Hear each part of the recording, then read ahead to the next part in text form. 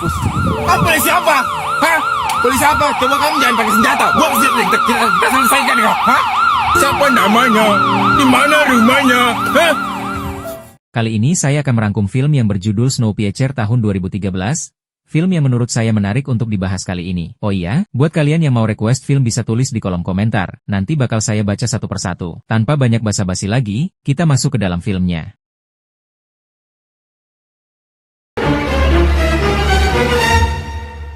Di masa depan, suhu bumi semakin meningkat karena pemanasan global yang sangat parah. Para pemimpin di seluruh dunia sepakat melakukan eksperimen menyebarkan senyawa CW7 ke atmosfer bumi untuk mengatasi pemanasan global ini. Namun akibatnya justru sangat mengerikan. Senyawa CW7 membuat suhu bumi tiba-tiba menurun secara sangat drastis. Bumi pun membeku, tidak ada satupun makhluk yang mampu bertahan hidup karena hawa dingin yang sangat ekstrim. Sekelompok umat manusia berhasil bertahan hidup dengan menaiki kereta yang selalu berjalan tidak pernah berhenti untuk menjaga suhu di dalam kereta tetap hangat. Kereta itu terus berjalan tiada henti mengelilingi dunia.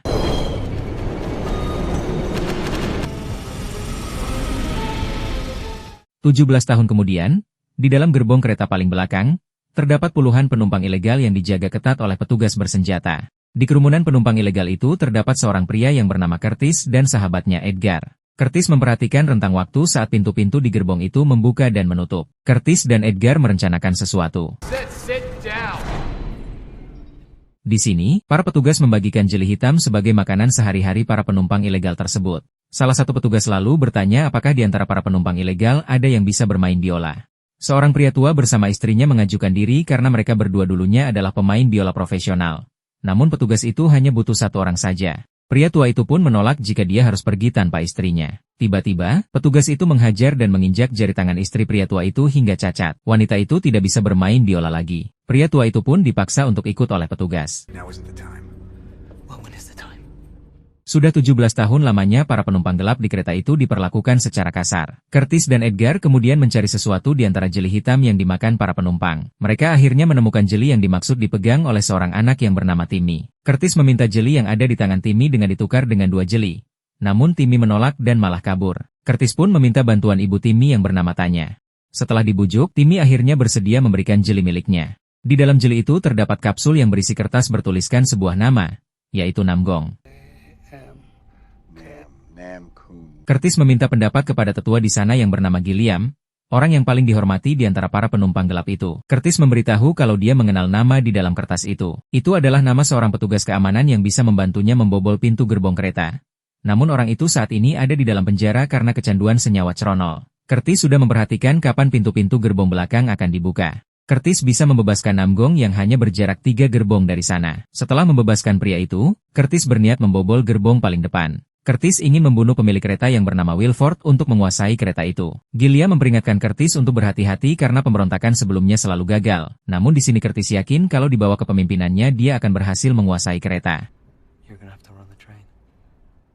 Saat sedang beristirahat, beberapa petugas datang menggeledah para penumpang ilegal itu. Petugas itu mengumpulkan mereka. Petugas itu lalu mengumpulkan anak-anak untuk maju ke depan dengan alasan pemeriksaan kesehatan. Seorang wanita gemoy lalu datang mengukur tinggi anak-anak itu satu persatu. Wanita itu lalu melihat sesuatu yang mencurigakan, ternyata Tanya menyembunyikan Timmy di dalam bajunya. Timmy pun dipaksa untuk diambil. Setelah diukur, wanita itu membawa Timmy dan seorang anak lagi yang bernama Andy. Ayah Andy, Andrew, mengamuk, melempar sepatu, dan mengenai wanita itu hingga mengeluarkan darah. Andy dihajar oleh petugas. Wanita gemoy itu mengambil Andy dan Timmy menuju gerbong depan.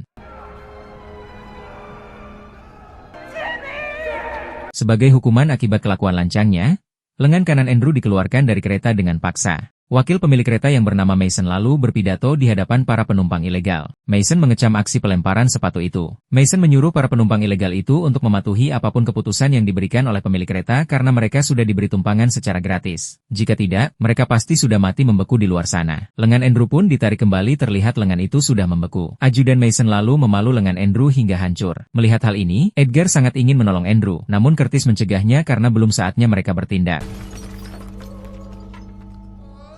Setelah pasukan penjaga pergi, para penumpang gelap itu bahu-membahu mengumpulkan drum-drum yang ada di sana sesuai perintah Curtis. Curtis sendiri pergi menemui pecandu Cronol, yaitu benda limbah mesin yang memabukkan dan membuat halusinasi jika dihirup. Curtis menukar Cronol itu dengan jeli yang dia miliki. Keesokan harinya, para petugas kembali datang untuk pembagian jatah jeli hitam. Curtis mencurigai kalau senjata yang dimiliki oleh para petugas itu tidak ada pelurunya. Mereka pasti kehabisan peluru di saat pemberontakan 4 tahun lalu. Wait for the next red letter. Wrong. We could be finished before we even... Malam harinya, para penumpang gelap itu bahu-membahu menggotong drum-drum yang sudah dirakit sedemikian rupa. Tanya lalu memberitahu Curtis kalau dia berniat ikut membantu pemberontakan ini karena Tanya ingin menolong anaknya yang diculik. Tiba-tiba para petugas datang di waktu yang tidak tepat. Semua orang pun panik. Saat petugas itu sedang menghitung jumlah orang di sana, tiba-tiba terjadi keributan. Setelah pintu-pintu membuka, Curtis maju meletakkan senjata petugas di kepalanya. Ternyata benar, senjata-senjata itu kosong. Semua orang pun mulai bergerak. Mereka membawa drum yang telah dirakit untuk menahan pintu-pintu yang telah terbuka. Mereka bertarung melawan para petugas di sana. Di ujung, terlihat seorang petugas yang sangat kuat. Ajudan Gilliam yang bernama Gray pun maju. Gray juga sangat kuat, berhasil mengalahkan petugas itu. Mereka pun berhasil membobol 3 gerbong sekaligus. Edgar lalu membuka loker penjara di mana di dalamnya terdapat seorang pria yang bernama Namgong. Setelah dikeluarkan, Namgong setuju membobol pintu-pintu gerbong dengan imbalan 2 Cronol setiap berhasil membobol 1 pintu. Awalnya Namgong menolak, dia malah mengeluarkan rokok dan menyulutnya. Seorang anak kecil lalu mengambil korek api milik Namgong. Namgong kemudian mengeluarkan putrinya yang juga ditahan di sampingnya. Namgong bersedia membantu asalkan Namgong dibolehkan untuk mengajak putrinya yang bernama Yona turut serta. Namgong dan Yona sama-sama pecandu.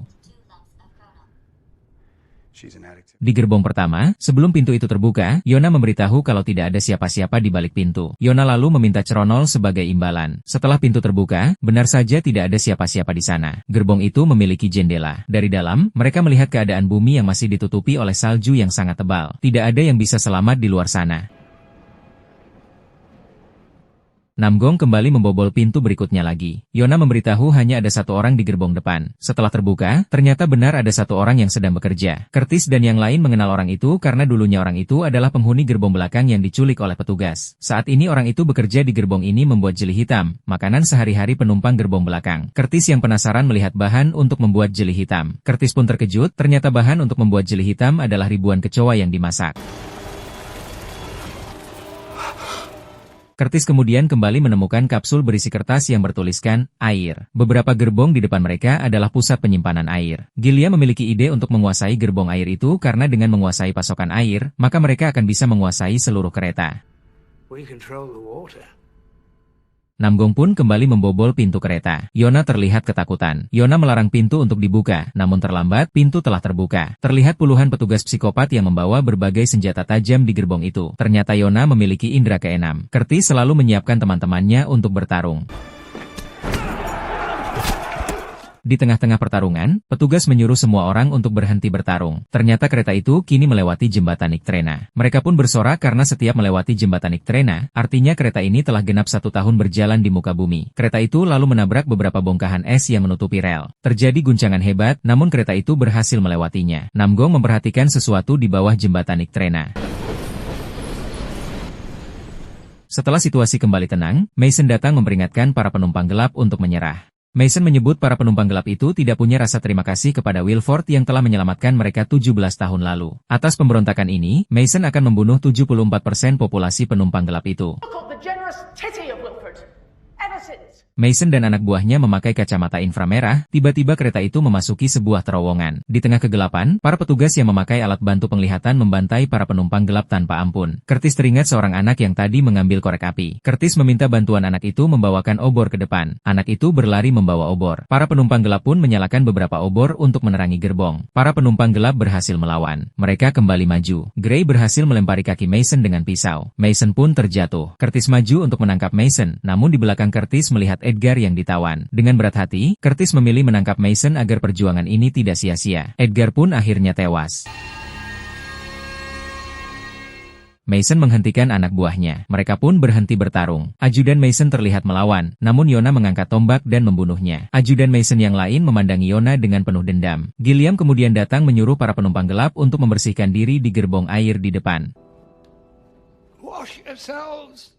Tanya dan Andrew kemudian bertanya pada Mason di mana anak mereka ditangkap. Mason menjawab kalau dia tidak tahu apa-apa, hanya Wilford sang pemilik kereta yang mengetahuinya. Curtis mengancam akan menutup suplai air di gerbong air, namun Mason malah tertawa mendengarnya karena ternyata air didapat dari gerbong depan yang memecah es dan merubahnya menjadi air. Gerbong air di belakang tidak ada gunanya bagi penghuni gerbong depan. So you'd sell out Wilford the Benevolent. Curtis yang marah lalu mengancam akan membunuh Mason. Mason pun ketakutan dan memohon untuk diampuni. Sebagai gantinya, Mason akan mengantar Curtis ke gerbong depan untuk menemui Wilford secara langsung. Curtis? Saat sedang beristirahat, Gilliam memperingatkan Curtis untuk berhati-hati karena mereka sudah kehilangan banyak nyawa sampai saat ini. Mereka pun sudah terlihat mulai kelelahan. Namun, Curtis masih berambisi untuk sampai di gerbong paling depan, yaitu gerbong mesin. Gilliam pun berpesan jika Curtis berhasil menemui Wilford di gerbong depan, Curtis harus langsung membunuh Wilford. Jangan sampai Wilford mengucapkan satu patah kata pun. Keesokan harinya, Curtis membentuk tim khusus yang terdiri dari Tanya, Andrew, Namgong, Yona, Gray, dan dirinya sendiri. Dengan menawan Mason, mereka akan pergi ke gerbong depan. Curtis menyuruh yang lain berjaga di belakang, setelah pintu gerbong dibuka. Mereka memasuki gerbong yang berisi aneka tanaman dan buah-buahan. Mereka lalu masuk ke gerbong depannya lagi yang berupa akuarium raksasa yang berisi aneka ikan. Mason mengajak Curtis dan yang lain makan sushi di gerbong itu. Mason menjelaskan kalau sushi hanya disajikan 2 kali dalam setahun untuk menjaga keseimbangan ekologi di dalam kereta ini. Mason berkata, keseimbangan jumlah individu di dalam kereta ini juga harus dikendalikan dengan sangat ketat agar mereka bisa bertahan hidup. Balance.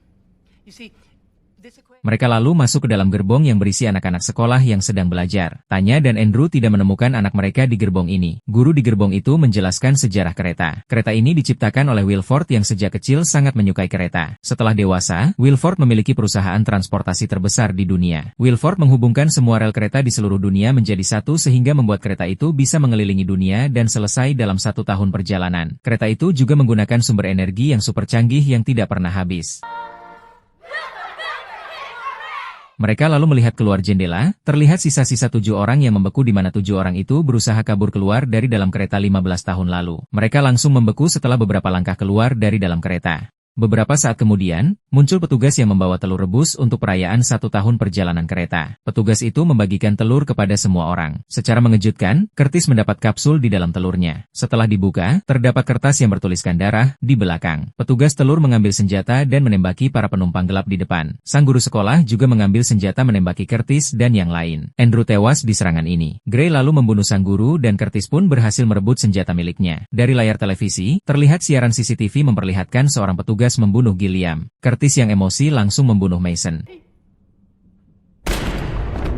Curtis lalu mengajak mereka untuk terus bergerak ke depan. Mereka melewati gerbong-gerbong yang mewah, banyak orang-orang kaya yang sedang bersantai di gerbong depan. Saat kereta berbelok, dari belakang ajudan Mason menembaki Curtis dari jendela. Curtis pun sadar kalau mereka sedang dikejar. Dari lubang kaca, Namgong memandangi sebutir salju yang masuk. Curtis kemudian mengajak yang lain untuk bergegas.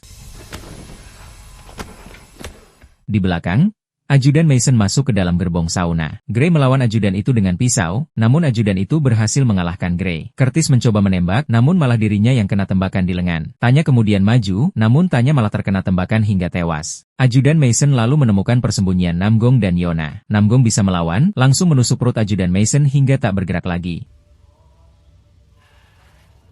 Curtis, Namgong, dan Yona pun kembali bergerak menuju gerbong depan. Mereka melewati gerbong yang berisi para penumpang yang sedang berpesta. Curtis pun terus melangkah maju hingga akhirnya sampai di gerbong paling depan. Curtis memaksa Namgong untuk membuka gerbong mesin, namun Namgong menolak. Namgong malah ingin membuka pintu samping menuju keluar. Curtis dan Namgong pun berkelahi. Setelah kembali tenang, Curtis bercerita betapa dirinya sangat ingin membunuh Wilford. 17 tahun lalu saat bencana dimulai, Wilford dan puluhan penumpang gelap terpaksa naik ke dalam kereta untuk bertahan hidup. Namun di bulan-bulan awal, Wilford tidak memperdulikan mereka. Para penumpang gelap itu saling memakan satu sama lain untuk bertahan hidup. Termasuk Curtis pun menangis karena dulu dia terpaksa memakan daging manusia untuk bertahan hidup. Pada suatu hari, Curtis membunuh seorang ibu untuk memakan anaknya. Namun seorang pria menghampiri Curtis. Pria itu memotong tangannya sendiri dan diberikan kepada Curtis untuk dimakan. Orang itu adalah Gilliam dan bayi yang hendak Curtis makan adalah Edgar. Curtis pun menangis. Beberapa bulan kemudian, sejak pertama kali masuk ke dalam kereta, Wilford memerintahkan petugasnya untuk memberi makan para penumpang gelap dengan jeli hitam. Sejak saat itu, mereka memakan jeli hitam selama 17 tahun ada di dalam kereta. That baby was Edgar. Namgong lalu berkata kalau dia ingin membuka pintu keluar dan keluar dari dalam kereta laknat ini. Namgong memberitahu saat melintas di jembatan Iktrena tadi, Namgong memperhatikan puing-puing pesawat di bawah. Dulunya hanya terlihat ekor pesawat itu, namun barusan Namgong melihat seluruh badan pesawat itu, artinya salju kini kian menipis. Namgong juga melihat butiran salju yang tidak setebal dahulu. Namgong yakin mereka bisa bertahan hidup di luar sana. Namgong akan meledakkan pintu keluar menggunakan ceronol yang dia kumpulkan selama ini. Jika ceronol itu digabungkan, ceronol yang sangat mudah terbakar itu akan menjadi bom yang sangat kuat.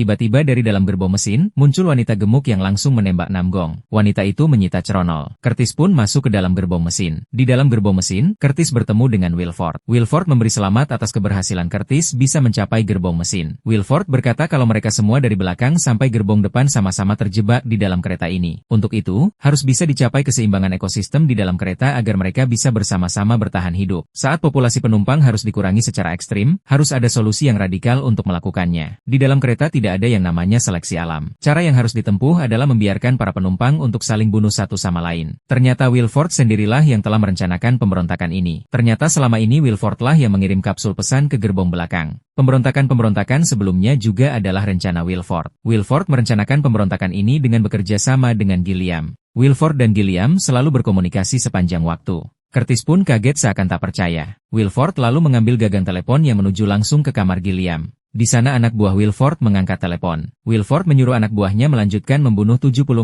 populasi penumpang gelap di gerbong belakang. Di tempat lain, ajudan Mason ternyata masih hidup. Dia bangkit dan berjalan menuju depan. Di depan, Namgong didekati beberapa penumpang yang marah karena ceronol mereka direbut. Namgong lalu menyuruh Yona membuka pintu gerbong mesin. Di dalam gerbong mesin, Wilford membujuk Curtis untuk menggantikannya menjadi pemimpin kereta ini karena Wilford sudah terlalu tua. Wilford yakin Curtis bisa merawat mesin dan melanjutkan menjaga keseimbangan ekosistem kereta.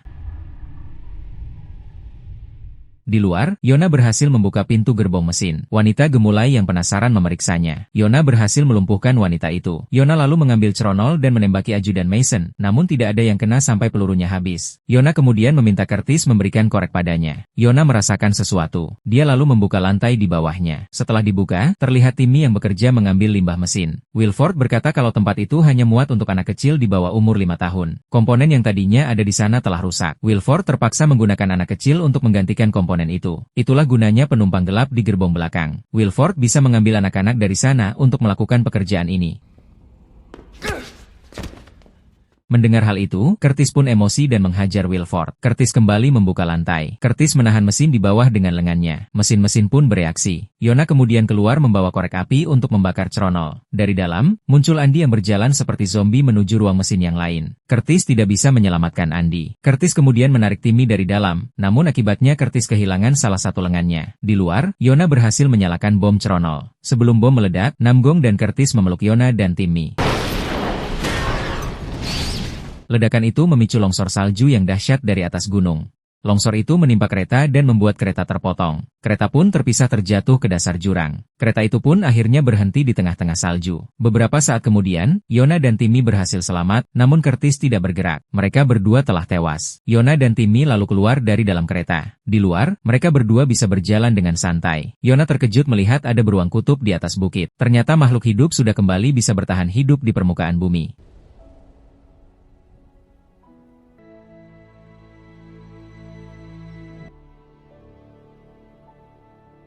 Tamat.